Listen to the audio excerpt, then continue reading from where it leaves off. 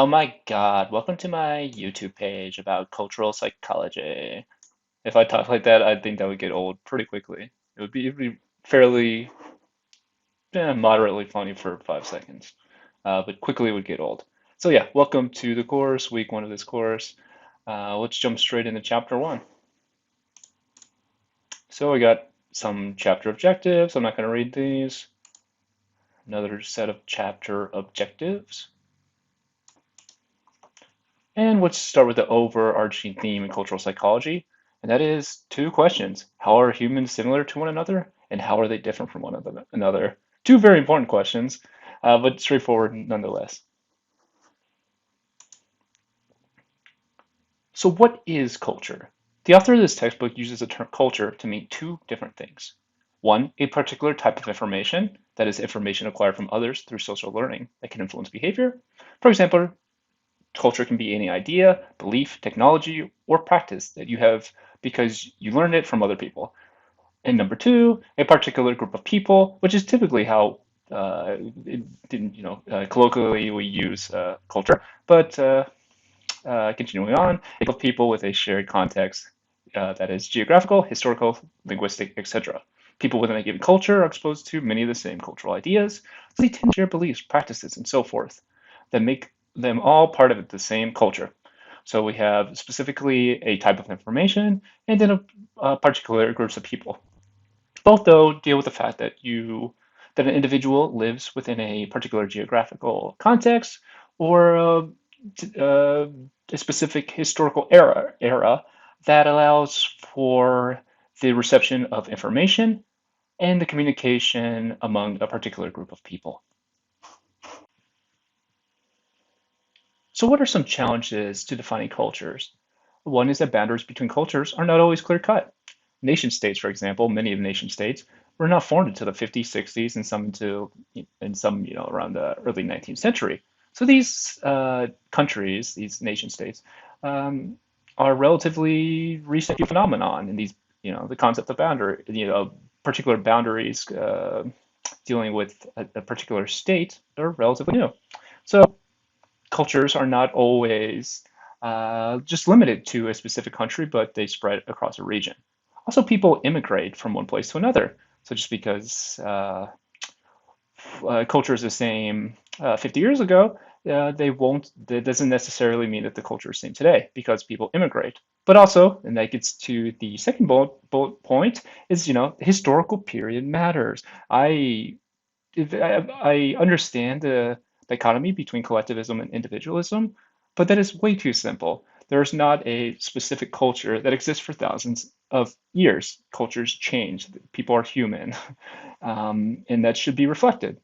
Obviously, it's a challenge to defining culture, but nevertheless, it is true. Continuing on with challenges defining culture, there are as many variations within cultures as there are between cultures. Individual differences come from temperament. Various social groups have their own cultures and unique life history. So just because you're looking at a particular country does not mean that every group of people have the same exact culture. And we understand this to be true, but when we talk about other countries' cultures, we often collapse entire countries, entire cultures into one set of cultural values, which is not true. For a lot of reasons, the individual level, with individuals having different temperaments, predispositions, and people having different groups that they belong to, and correspondingly, their own unique life histories. So general psychology versus cultural psychology.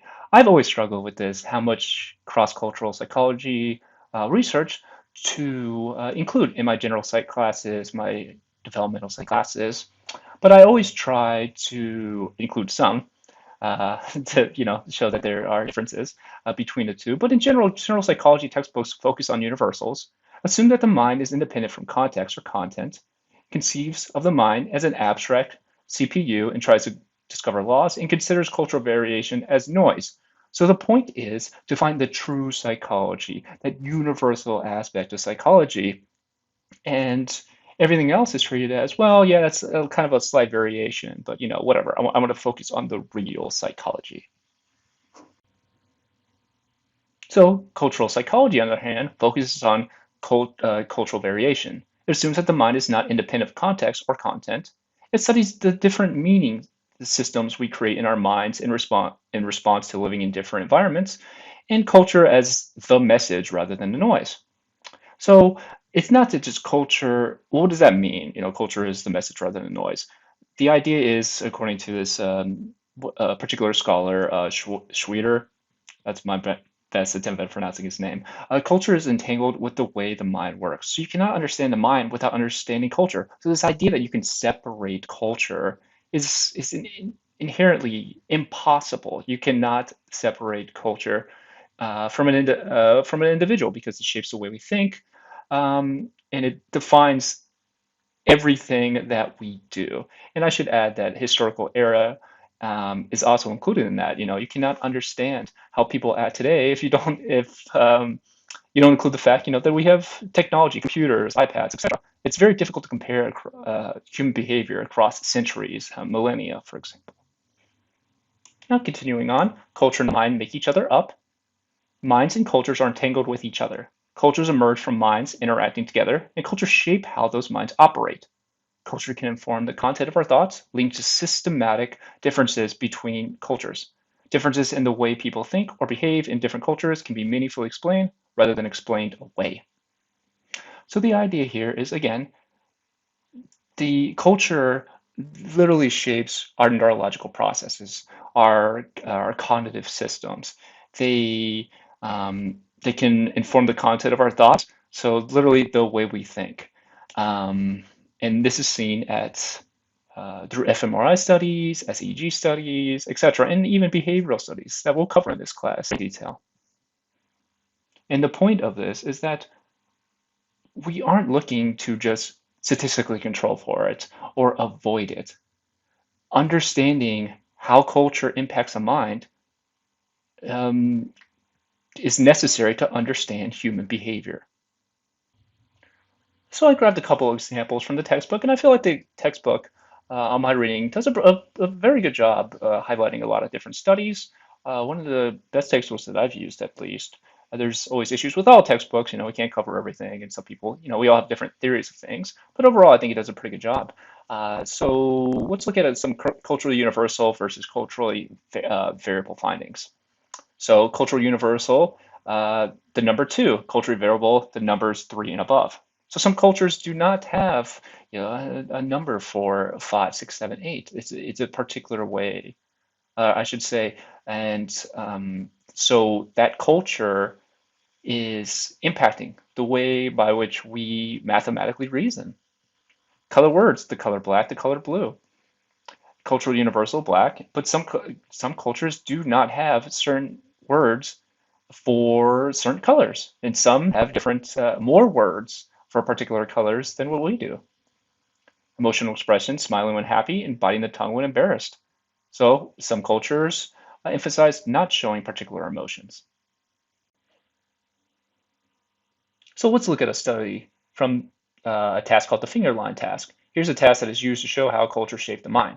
In a relative task, pick the box A or B in which the relationship between the length of the middle line and the length of the box is the same as that with the large box. So the idea here is pick which of the boxes A or B matches the model box. And you're trying to kind of calculate mentally the proportion of the model boxes being that the line goes through. It's about a third, and the answer is B. Now let's look at part 2 of this task, the absolute task. Pick the box A or B in which the length of the middle line is the same as the length of the middle line in the larger square. This is identical to the length to the line on the top of the stimulus box. So this is an absolute task. And some results from this study. An fMRI study looked at the 2 brain regions associated with attentional control, that is the left inferior parietal lobe and the right inferior precentral gyrus. But particular region is not as important for the demonstration here. The graph on the left shows activation of the left anterior parietal lobe, and the graph on the right shows activation in the right inferior precentral gyrus.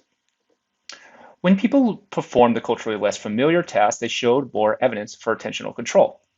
So for East Asians, they showed more activation in both regions when performing the absolute task. Americans showed more activation in both regions when performing the relative task. So, in general, we see this replicated over and over again in studies. Americans perform worse on a relative task, but perform better on absolute tasks than other, in general, collectivist cultures. So basically, the idea here is it takes more effort, more cognitive effort to engage in tasks that are conventionally or culturally unfamiliar. So for East Asians, that's the absolute task, and for Americans, that's the relative task. So you need more cognitive resources because you're unfamiliar with these kind of tasks within a particular culture. Even the activation of brain structures, as we just saw, can be subject to cultural influences. These processes demonstrate that the mind is enmeshed with culture. People in general kind of they don't piece together. They know that cultures can cause differences in behavior, but it would make no sense uh, based on what you have learned in psychology that behaviors would be different. Brain activation patterns would not be the same. And why is that? Because the brain is plastic. It's not fixed from birth, but it's rather shaped in response to life experiences, aka cultures produce a lot of life experiences that shape the brain. So you can't really have differences in behavior without a link to brain activity. So a famous case is the Zambia. Psychologists disagree about whether the observed cultural differences reflects a deep difference in the way people from various cultures think, whether it represents a superficial difference or no difference being the product of some bias in experimental design. Psychologists are resistant to accepting the idea of real cultural difference in ways of thinking. So again, this kind of goes back to the approach to general psychology taste. There's a specific cognitive process. We all have it. We interpret the world the same. That is kind of reality.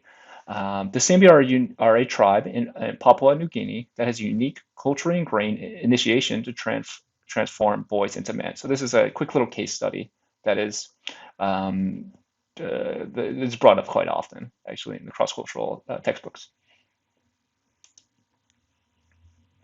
So beliefs about sexuality. The Sambia believe that femaleness is innate, but maleness must be cultivated. Boys exist in a female world and are cultivated by their mothers. It is very important to rid boys of feminine habits and transform into brave men. Let's look at some initiation rituals. Practices used to transform boys into men, piercing the septum of a boy's nose, thrashing a boy with sticks. The goal is for older men to give boys jerungdu, which refers to a sense of power, physical strength, and the essence of maleness. Boys are believed to be born without any jerungdu. Semen is seen as a physical basis of jerungdu, and the male body is seen as incapable of producing semen innately, and the ability must be acquired. This is achieved through years of ritualized homosexual behavior, whereby younger boys perform oral sex on adolescent boys and men. The Sambia are actually not unique in having these types of initiation rituals, as many warrior societies throughout history have had similar initiations for their male warriors. So, but although the Sambia has been peaceful for the past few decades, they maintain cultural practices that come from their warring days. So, continuing on about beliefs about sexuality, Zambian males thus go through homosexual, bisexual, and heterosexual phases throughout their lives. Females do not have similar practices of ritualized homosexuality. They're expected to be exclusively heterosexual. So sexuality, which is seen as a core identity in Western culture. So this would be wild for a lot of reasons in a Western context. But one reason would be that um, you know sexuality is such a core identity, and especially in American context, but seen in a lot of cultures. While here the sexuality is much more fluid, it's less tied to an individual's identity in this cultural context than, for example, in the United States. So here's a timeline. Throughout his life, a male engages in ingestation of semen from around ages 7 to 15, receiving fellatio to impart semen at age 15, and heterosexual contact with a wife after age 17, and the continuation of some homosexual contact as well. So again, these stages of homosexual and then heterosexual behavior seen as common within this culture. So determining cultural universality versus cultural variability. And in the Zambia example, that is kind of an extreme example.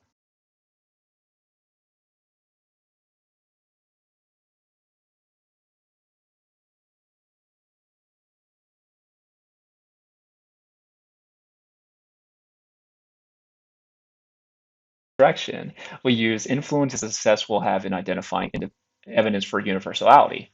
At more abstract levels, there is often more evidence for universal. However, at more abstract levels, the phenomenon or processes under which are often too abstract to be of much use. So the idea is the closer we get to a concrete operational definition, the harder it is for us to find cultural universals. The more abstract definition is, the more culturally universal that phenomenon appears. But how do we measure these very, abstract psychological concepts or social concepts? So, for example, looking at marriage, marriage involves a man and a woman falling in love and agreeing to spend their lives with each other. Marriage is a formal arrangement between a man and a woman that is accompanied by sexual activity. So we know that that is not always the case for that concrete definition. But however, even abstract concepts such as falling in love, there's arranged marriages, for example, where you fall in love during the marriage versus falling in love before the marriage. So this is a useful kind of like schematic for levels of universality. It's a decision tree, and it helps determine the level of universality that best fits a given psychological process. Notice that the appropriate level of universality can often be debated because some evidence might point to one level, whereas other evidence might suggest a different level. So again, kind of going back to this concrete versus abstract, but also the evidence that we emphasize kind of influences where we classify a specific social or psychological construct. At the lowest levels of universality, that is at the bottom of the tree, is the non-universal. That is a cultural invention or a psychological process that does not exist in all cultures. So, for example, abacus reasoning. It's a calculation tool that is used in some parts of the Middle East and in Asia. These cultures actually think about numbers differently than those who don't use it. They think in units of five. They make errors not seen in non-users. Psychological processes associated with abacus reasoning can be said to be non-existent in people who have not been trained. So it's literally a way of conceptualizing math, numbers. Thus, there will be certain ways that you deal with numbers, mathematical equations, how you count by fives, by not fives, odd, even distinctions, and you're going to make errors that other people who use different calculation tools wouldn't. So let's continue down or up the tree, I should say. So one question is existential universal. That's our next little rung on the ladder. Does the process occur in the same way across cultures? So the psychological process is present, although it might be used to achieve different ends. So it exists in all cultures, but does not serve the same function. And it might not be equally accessible across cultures. That is, it is used to different degrees. Sometimes it's used more often. In some cultures, it's used more often than others. So persistence in the face of failure, for example. Westerners persist more after success than failure, but East Asians show the opposite pattern. That is, they work harder after failures than success. So this psychological process exists in both cultures. However, it's used for different functions. So let's continue up that ladder and look at functional universal. Within this kind of ladder stage, a psychological process exists in all cultures, serves the same function in all cultures, but is not equally accessible across cultures. So an interesting example of this is costly punishment. So do people around the world tend to punish others who act unfairly, even if the punishment comes at a cost for the person who delivers the punishment? Well, the answer is yes, they are willing to, but the degree to which they do so differs by culture. Busi tribe in Kenya, in this task, they're willing to spend 90% of their earnings to punish somebody. So that's a lot of money. We even have like that phrase of not cutting off your own face to smite your whatever it is. We have a smiting and cutting off a face situation. Um, Compared to other tribes in Bolivia, for example, who are only willing to spend 28% of their earnings to punish another individual. So both and all, within this kind of functional universal, this psychological process exists across all cultures, but the degree to which it is used differs. Going up that ladder, accessible universal. It exists in all cultures. It serves the same function in all cultures. So this is the highest level of universality and makes the strongest case for it. If a psychological process is accessible to the same degree across cultures, it means that people are just as likely to use that process in one culture as another. So, for example, social facilitation, the tendency for individuals to do better at easy or well-learned tasks and worse at difficult or poorly learned tasks when in the presence of others.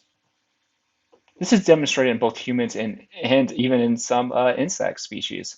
Thus, it would be surprising if facilitation varied significantly across cultures, and so far, there has been no evidence for cultural availability. So again, it exists in all cultures, and it serves the same function, and it's equally accessible. That is, aka the likelihood of a person using a particular psychological process. And they typically emerge very early on in childhood because um, it is so species specific. It's a trait of a species. So, what do we know about human psychology? It is difficult to determine the extent to which many psychological processes are universal. Why is that the case? We lack adequate data to test the extent of universality, which we'll get to in the next slide. And the vast majority of psychological studies are limited to particular samples. So, although cultural psychology is developing, in the grand scheme of things, we know very little about the extent to which psychological processes are universal. So psychology is weird, and this is a acronym that you'll find over and over in this textbook and in the syllabus. That is Western, educated, industrialized, rich, and democratic. And I always found democratic interesting because cultures have different definitions of what is democratic. Is democratic the ability to have individual rights, or is it the right to housing, the right of labor to determine the economic outputs. So, but and I the textbook does cover this in the future, but I just kind of want to plant the seed on that. So, Americans make up 68% of psychology participants in the world, which, spoiler, we are not 96% of the world population. A full 96% of psychology participants are from Western industrialized countries. Again, not the majority of the world population. Weird countries only make up approximately 16% of the world's population. The point is that participants in psychology tend to represent a very narrow slice of the world's population. And not only that, it's that the populations within those weird societies represent a particular subset of people. So the majority of people in the United States do not have bachelor's degrees, do not have master's degrees or doctoral degrees. Yet most of the research is conducted with undergraduate students, which do they represent the majority of the population? I would think not.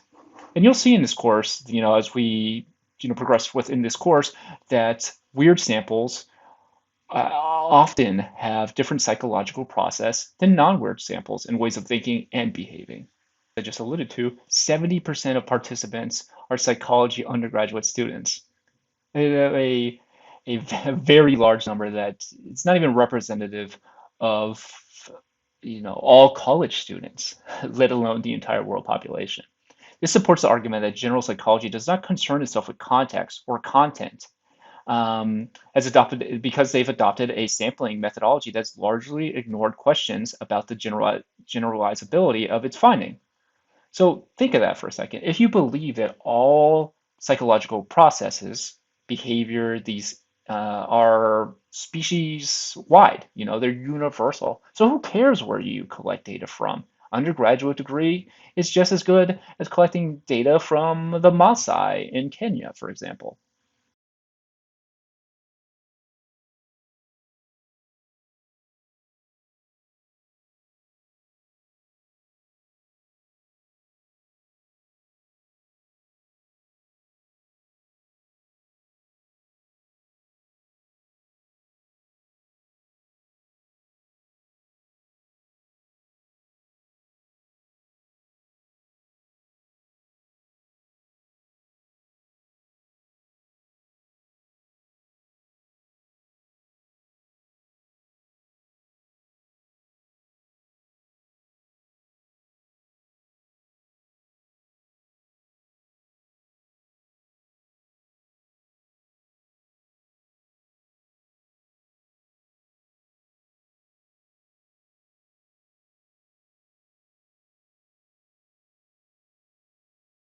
How does the United States compare to other cultures? Well, looking at the y-axis, the PSE, which is a point of subjective equality, which measures the percentage of the right line must be longer than the left line before the two lines are judged at equal length. So basically how long you are going to continue to fall for this illusion.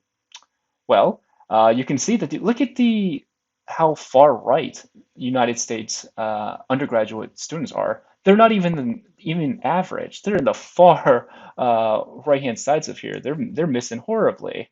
So there's no way that this is going to represent the a universal standard of human behavior on this task. In fact, some indigenous tribes in South Africa saw no difference between the lines at all, ever.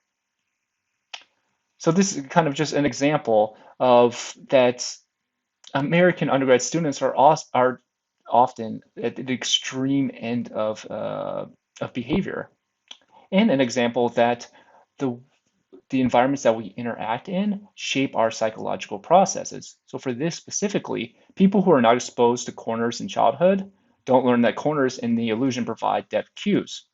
So they're not susceptible to the illusion. So literally the way we design and interact with the world, our structures, our literal structures shape how we see the world.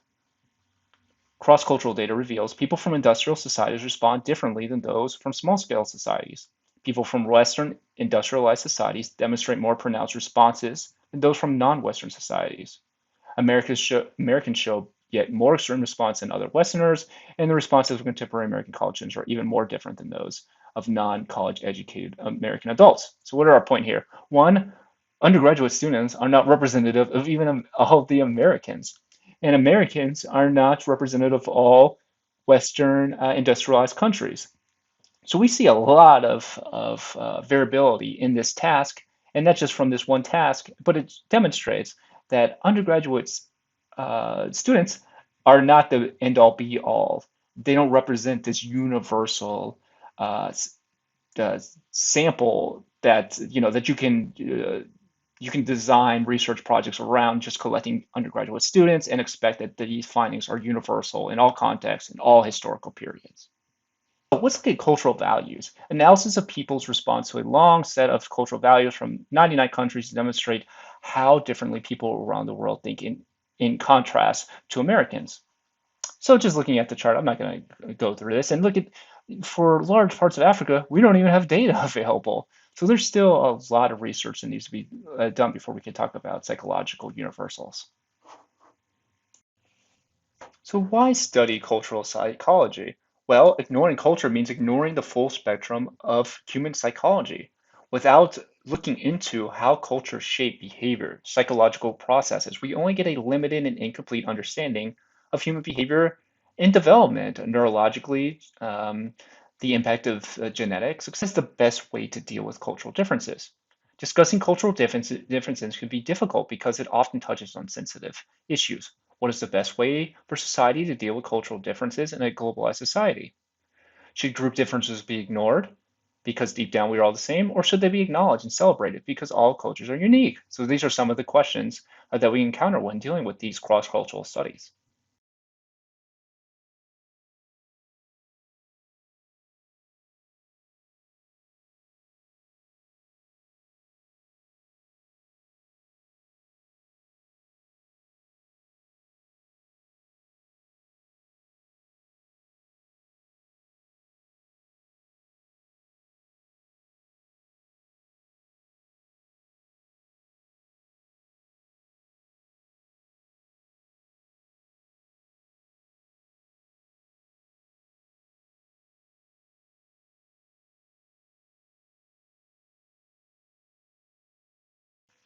The importance of cultural psychology. Culture influences everyone, including us.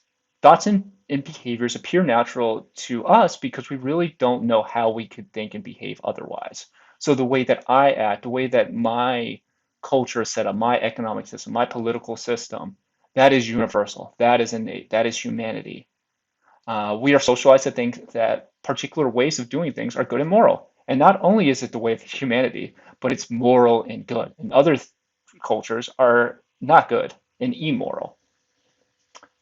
One another important importance of cultural psychology, an aspect of how it's important, is recognizing our old ethnocentrism. That is, we judging other cultures by comparing them to our own culture, using our culture as a standard comparison. So our culture's up here, and we compare it, and we use that as kind of like the gold standard by which we compare, judge other cultures. Students who take a cultural psychology course show an overall increase in cultural awareness and cultural intelligence, which improves intercultural understanding. So a common quote is, water is invisible to a fish until it discovers air. That is, culture is often invisible until you step into a culture completely different from you, because it's automatic, it's everywhere. That is your reality, my reality, everyone's reality. So this course hopefully will offer you the opportunity to look beyond general psychology, look beyond so-called universal principles, and question your own culture. Question the way that we see the world, question your own morality and other people's morality as well, and just engage critically with the text and our life as a whole. I'm not going to review the chapter. I'm not going to read off the chapter review, but yeah, thanks for watching, and I'll see you next week. Have a great week. Stay safe.